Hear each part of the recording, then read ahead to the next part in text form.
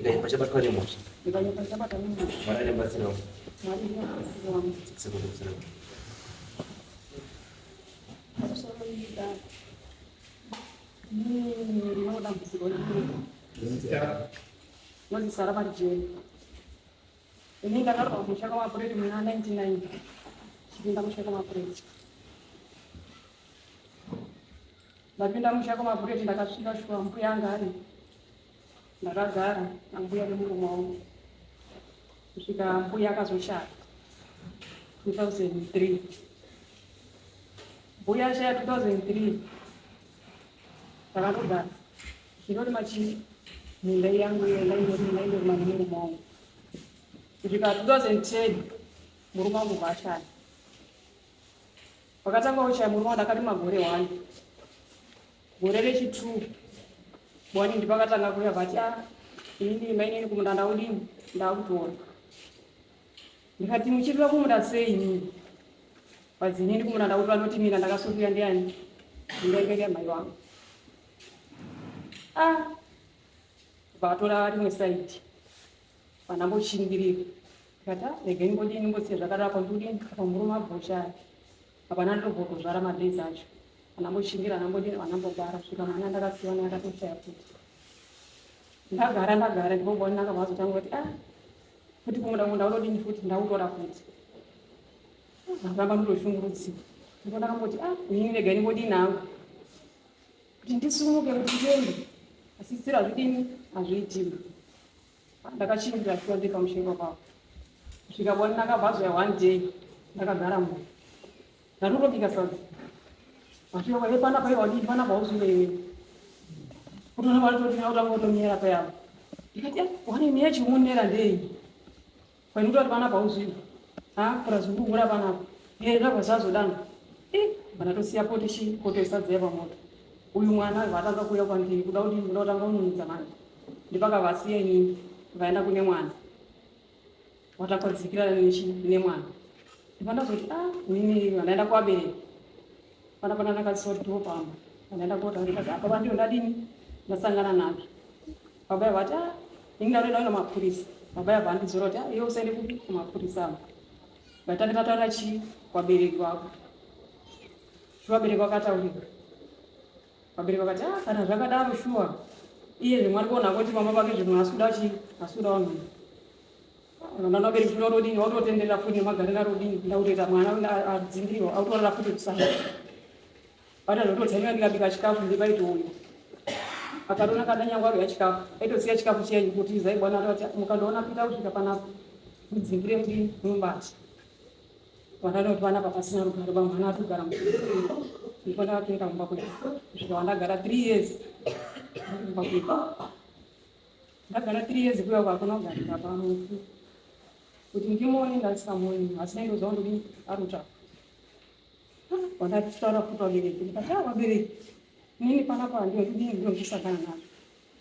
Wabereki vati isusu hazvinetsi vatiti. Isusu munhu andakamudzika kuti asuda chi pamba kwenyika. Isusu kuti chidzokesere chi chidzokesere zvimwe muteto wake. Zvimwe mufuya azodini azoteereri. Vabereki vangu vakatora chi vakatora mari. Vodzoka kuti kwamapureti. Kusvika nekutaura kwamapureti isusu tadini tauya. Isusu mwari kuti adini hedu tatora. Saka tati chidzosere chi chidzosere mutete wedu. Bwani ndakara kuti ndandambiri chi ndambiri mutete vanondirwa ndiani ndine mapureti. Vabereki vodzoka futi. Vandoda kunero ndosangana ndinoti inini waberekika. Hapana kusurufa. Ini ndauzoka futi kupi kwamapureti. Anozosvika direct pamba baba ndakanaenda kumwa wacho wana mapureti wana paungu. Kusvika ndatsanangura. Kana kwaungura zvimetsera mwenye dzokai kumba kwedu. Iye vatofonya baya ngaidini ngaipo pambaki.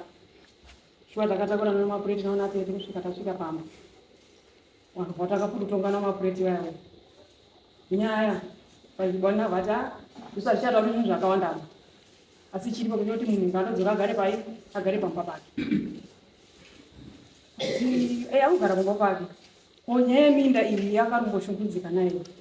Kwaziya iri nyeminda ndesimba iye panogara anobadini anobaziya. Kwaziya saka nyaya dini nyaya yake. Ndakawenda kudzimba dzenyu ndakasiya. ndisvike kicheni akautesa vanhu zake bedroom akatogara mabhiri asi zvese anozvitarisa vane zvona ndikuona mashure ndikati ndinogadzisa ndodini hangu ndinogara tatogara ngatori munagasi svika mufuro kuya patori mafuti nemundu zvobwanavhari mafuti andaukoresa ndiri ndimugwize mandakandandonyara ndikati aizvambosiya kumombo ndingombodini ndombodi makumombo andari magore rimwe kumadhumbe kwasvere chipiri andasvika kutasiva kuti chi mabhanana aya ndikati aizvasiva mabhanana aya patozokura mabhanana aya ndegediri ndidige inini ndomwebhodo ndingombodini ndingombokohwa mabhanana akasati adini asati akurama ndobona akavhaya vasvika padhoo vasvika vamira pasi iwe uramboita genesi nemiri panapa hapana chii hapana minda yako kana uda zveminda chaiyo chaiyo enda umire minda kumbakuda nini anotombokudairamo kana kuenda andari kubuda kuenda anozotombokusvika futi mandakanda kusiya kubuda kuenda kana topinda ndosiya kuti vadii pakatodaro kusvika vana todii vanatogara ndichaona kuti ndichiende kurima ndaita zvotokumbirawo moto ndipe pekuti ndike kurima kusima muriwo ndikandosima tsunga ndadaenda nekovhumo ndakaripa kuna vangu ndakuvara vandaenda kuti kuna bangu kusabhuka banguru ndizvo bangu ndakati mini handiri wakambodzorana asi hazvina chii hazvina chenji kuti inenge bangu yaingambondindinindinei ndipo bangu kusabhuka akazomera chii azotonyorera tsamba ndaenda kuti ataenda kwachikoro zvinoko chikoro pachiva takatonga iye achibva izvo paatomwa zvawadya ndikapambo kwatouya minda yacho yakamira sei zvatapangidzana aine minda ndaguma neapa neapa apa tisaitaenda kwachikomba patazi ngozouya futi yebona vatanga kuchikaita kunda kuya vasvika vachera makupa ake mabhanana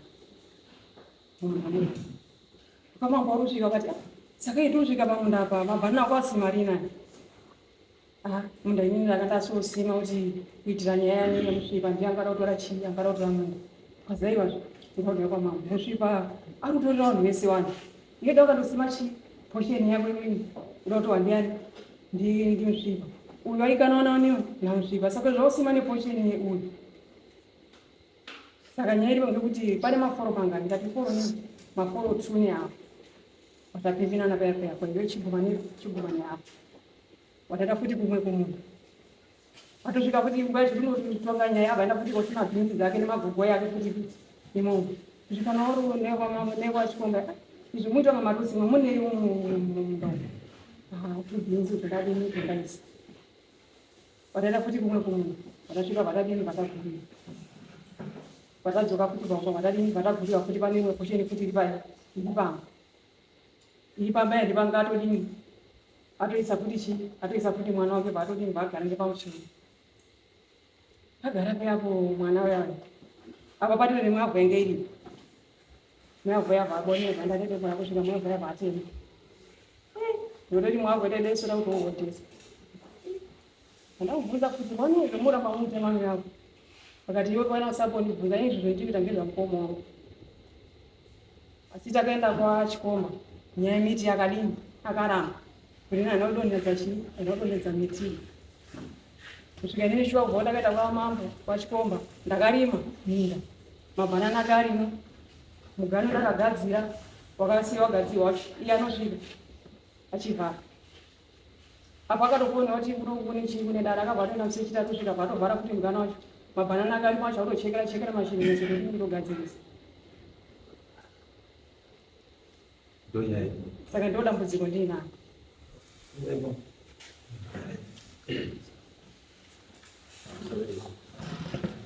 Sure, mukoma akashaka 2010 akaita sauna nemoto saka zvadaro ngozvipiwa chiwano chedu chinoti nhaka iye ndiye akauya nemvura kwaundipa maikuru wacho kwauzoterawo kwaundipa shuwa ndakagara naye 5 years akasiyiwa ndimukoma aine vana 2 awataura vakasheka vana ini naye handina kuzoita mwana ndisingazivi kuti angaundinjengera kuda kuzoenda kudare rechechi tagarisana mukadzi akabva aenda kudare rechechi kuti mwamuna mumba ari kudini ari kuuya inini kuti ndirege kuenda mumba make ndiri mumba make pane munhu akafona netoni yechikadzi achinja toni kutaura kuti umboripi uyo akati ndiri panza yafe ndonyaya takatanga kudetsana kuti zviendochechi vipamzana yake ndipo ndakamira saka kubva mazuva iye takabva tatangonesana kuti iwe uri kuita musikazwa uchanitsvagira chirwere kusvikira pane chidhakwa chakazodarika nousiku chaoneka chaundikudauti kuti mushango kana tubva nechoko uri kwekutanga uva uri kuupedza ndakandoganirana nehechi iwe urundishauta kuomba kwangu urundishedzere ndakuii ndandiprogresa mutomba kwangu ndiko ndakabva ndabuda kuona mukomana uyo vadini atisa iye ndipakavadaira kuti mune shuwa uzonesana nechidhakwa asi hamuna zvakakwana ndikataizvo chidhakwa chinontuka kuomba kwangu ndo pakabuda mwana wake akati Yehovha yako yako kokota kuita blessing ndoziva kuti baba wangu akadini akafa vatora muti wake huni wandirowa muoko ndakangopedza nga 3 months kubatikepo akafa adini atisa ndati anozopedza mazuva andi pakabva yaedii kumba kwavo aenda kumba ini takabva tamutera nomwe murume anozvidodzo nanyagutu wariko tamutera kusvika shuwa baba wacho anopa akati iwe warume wako udini wakutera uri kuti kudini akati inini kwamba kurega handichadini handichadzokiba kwakudzoka ini mashure mezuva nyaya yaenda kuchechi ikatongwa ndisemini wanipo akaziva sununguka enda vodini vororwe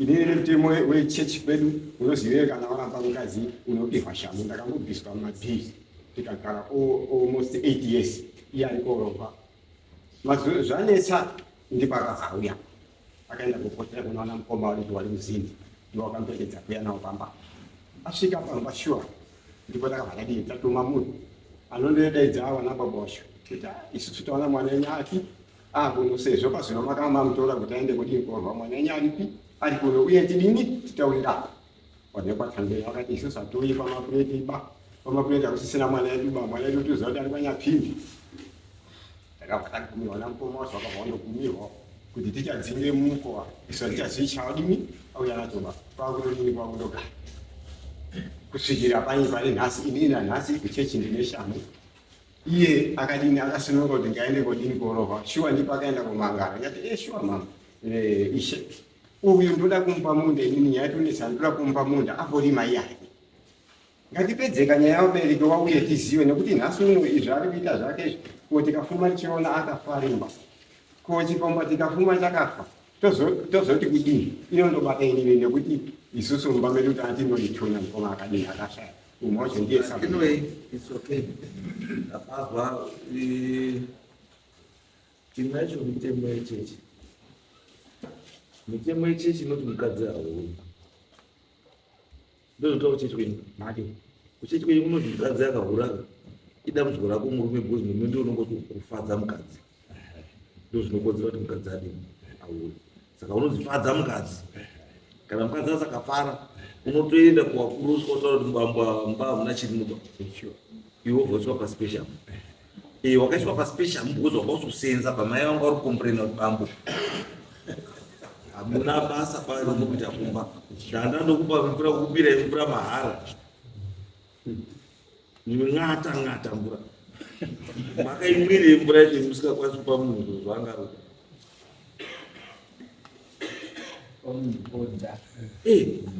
kozi mvura kana akatokupa mvura asinopa mwana wake iminzi kuti akaisaini kutota chapa ndikuda bota iwe bota racho hauchamu bota racho hangorumubai akazoenda kuchechi kukomplaina iwe bota uya akaona asi handiyo nyaya hombe nyaya hombe iri paminda iwe uchaunoinherita kana uchigara mukadzi wemunhu nhaka hausi kugara nhaka propati yakasiyiwa nemukoma wako unogara mukadzi chete wodya bota rako zvapera uenda kwako nepropati inoti iwewo ndasaenda guma pama saka zvadaro adzoka asati aenda mashoko takata twasheya minda yavo yakasiyiwa nemurume wacho aiwa murume wacho aripo waingorima munda yemurume yemabhanani mune madhundu zvatopedza kutaura tikuti mukadzi uyu pakafa murume wake aiziya minda yake yaakapiwa nemurume wake imimi chekuti mutange kuti ndokusheya kuti minda mamude kusheya chii iye mukadzi wemunhu akasiyiwa ari pamba pake akasiyiwa ine minda yake munotoona kuti pese pakubva pakafa murume anga asikarimeri saka minda yemamuda kutanga kusheya kwenyiwa ndenge iri ichi iyo yemabhanana macho waiti wakaenda ikoko wokani ndiyo akadzi nama yekurwacho waibva wakaenda kuminda kuyo saka ini takati wakatanga kurwa iwo wapo wapiwa mvura murume wacho aripo murume wacho aizvimirira kushanda minda iye aishanda saka iwo zvaifanira kuita semunhu angadauri yabota waingoita kusenza zvemunda wakuti vanhu vasapukutirana dzinga zvaingoita mukoma wako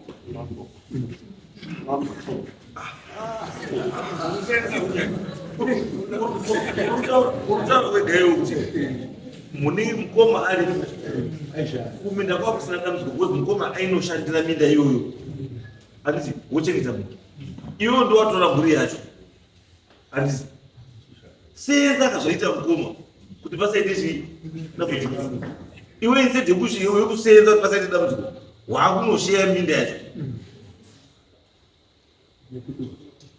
iwewe nekutotora kuita yako nekuti ndo wakagugudza mvura akuti neminda yako handina vandakatora ndakatoti maikuru kundokuya mbomira mukoma asati afa angaine wakadzi wawani yose iri kuti iwo mukoma aizvimirira saka unotora kuti mukoma aipinda mumunda umo ari hwane wakadzi wangu asikapindi mumba kupinda mumunda imo waindopinda zvikine apo nerunga wakanga uri bovu inenge iri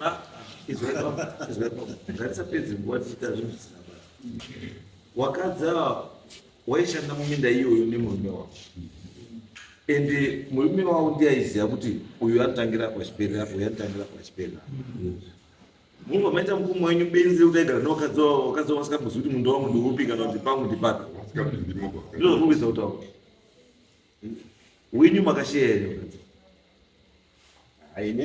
ndati wenyu makasheya munoenda kusheya wamukoma wenyu hamuna kusheya wenyu makasheya here saka wenyu hamuna kusheya muenda kusheya wamukoma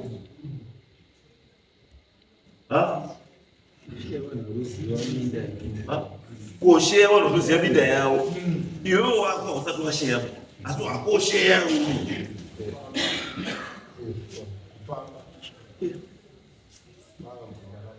because kusheya kwavoka you had an evil intention wakati nekuti uyakuendesa kuchechi akumangara kuchechi kuti hauzi uyabota kana kuti hauzogona uyabota rega ndimufiksi mutemo unoti bambo she is surviving spouse wemufi saka estate yemufi iri mumaoko avo wakadzi imimi itai zvekuyamhamba zvekuya bota renyu mapedza kuya bota renyu modzoka kwenyu kwapakazvowakira morara penyu pamunodini pamunorara kuzvinerisa kujeri bambo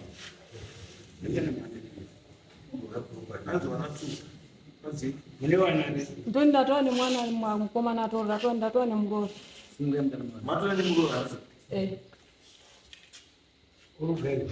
rugari nekokochepa muchitorerwa minda anazo kulima imani mkuru she is the surviving spouse nitorere minda yake wana wake vanofanira kubenefita kubva paminda yake ende baba wavo wana hakuna aiti beneficiary umwe baba mwana anobenefita kubva kune zvakasiyiwa estate yababa wake hamutori estate yeuyu kuenda kuedza kwenyu imi iyo iyi lesson chigadzirisai kweimi chigare mapa wakadzi wenyu umwe naumwe munda wake so that wana wagara wakaziva kuti mai wedu munda wake nderekuita ndizvo here baba endai kubaba kumba endai mubude kumunda ikoko zvosai mai munda mai minge minda ngeyake imimi endai kuminda yenyu nevakadzi wani wenyu kana mazwa nyota yabota endai muhebota padzasi mudzoka kwani wenyu minda siyai minda nevaridzi vechei weminda hamuhibota nemunda zvese yaibota padziro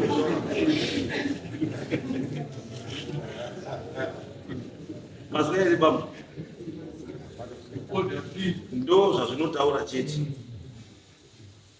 mvura yamunopiwa here mvura yamunopiwa here haitauri kuti wakuona everything chachine munhu here no no.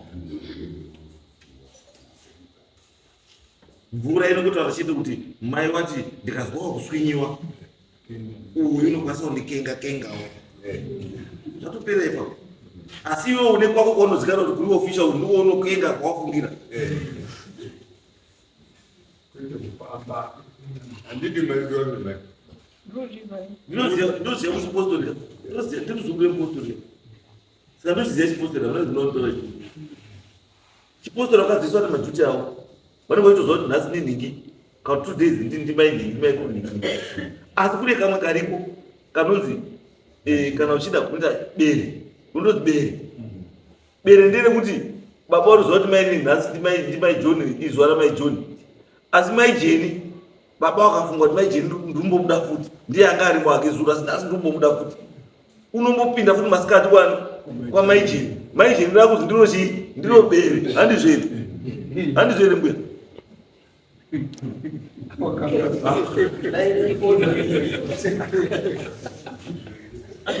kuti baba unokwanisa kubira masikati officially anenge wanoisana kwaitoziva kuti officially manheru baba uri mubi uri umu asi masikati anditi panokwanisa kuita chii bere vanozviziva kati naye wadonyepera kungozaziva baba endei musiye minda yani yamai, she is the surviving spouse. Minda yake yakasirwa nemurume wake ndeyake newana wake. Kana muningi koma wenyu akasiya wakadzi vatatu, mukadzi umwe naumwe ane pani. Imi musapinde pakati kokonzera chii? Konzera confusion. Wakadzi avo kana usina kumbokana murume waripo, wozotanga kukana nekuti imi mhako, saka dambudziko ndiya. Siyai kuita dambudziko baba amasa. Garai kwenyu. Mai, endai muri mimindai. Right, ande. Next. Asiro kubvuza pati pamwe pakutema tsiyi wani. Soro te mwana we jamva atuma mwana wake. Kutema chi? Autotema tsiya vatochema kumba kusima mabana. Patotema tsiyi wakati umuzwa ari mucheti papira namba mwakutora mambo munyama. Ukuda kwa chikunda kune makomba ndakatodzika kunzura ndisvika mumagwere langa atongo. Maite? Ndakatokunda kune magwere makasima mabanana ako. Ndasvika magwere achimuna mwatongoro magwere. Aborwa ndiye. Anozoti abonya ndeni. Endai musime magwere imo. Magwere ato mato ibva ndada kutopunga simbe mabanana aka mukati macho. Ngapi simu banana. Wazama. Edo simu banana kumunda fuwa. Endisa kumunda. Kombwa mune madhumbo. Madhumbe kana madhumbe acho atokuibvayo ngabva kusa madhumbe ake munda uimbete kumunda. Kana utosiya zvidyiwa nemhuri iyo ndiwe papa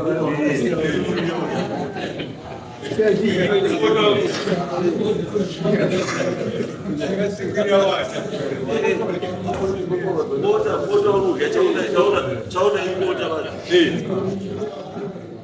Chengeta mhuri. Ndiko rinyangwe bota racho rikunakira. Ainaura baba mambo. Muri kuchengeta inochengeta asi patine pandepo kuti iye akabuda akaenda kuropa. Chamani, uyu wedza. Ini kuti ndende korowa ndipo kandiyera ndisunge pamba pacho. Usunga ngokuda beni. Isusu tiri kuti Mr. Amos. Chikuti isusu mukadzi uyu ane mhuri mumusha uyu. Murume wake akafa arimo mumusha uyu. Murume haana kufa mukadzi asiri mumusha uyu. Dai vangori kunditaura kuti murume mukadzi uyu mukoma wenyu akafa mukadzi uyu asiri mumusha. Then she had no right to come back. But now that mukoma wenyu akafa mukadzi uyu ari mumusha. Imi kokuchiuya iwe nevana vako kufrustrata uyu ndaibve paimi pamba kuti mukwanise kutora minda yake. Woenda wongotiza kumurefresha. Then wadini wadzoka pamba pani haasi kudzoka kumba kwemurumba uri kudzoka kumba kwani kwake andizvo saka iwo kana kota racho kumburi dhauta siya une rimwe jairoja siya rigare kumba kwake andizvo Sandukumbira ini nhamba dzotini kana svika kwa. Endai ndati menda pamwe. Ai mimba iyi hamusi murume vamuhibota munohiva bota.